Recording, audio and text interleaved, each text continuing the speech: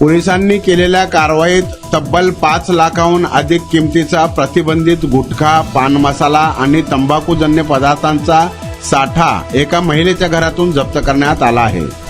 पुणे जिल्ह्यात गुटखाबंदी केवळ कागदावरच असल्याचे पुन्हा एकदा समोर आले असून या कारवाईमुळे परिसरात एकच खळबळ उडाली आहे।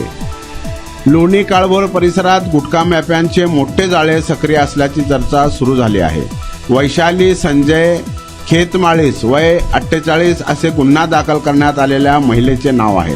या प्रकरणी पोलीस अंमलदार अशोक भागवत गिरी यांनी सरकारच्या वतीने लोणी काळभोर पोलीस ठाण्यात फिर्याद दिली आहे।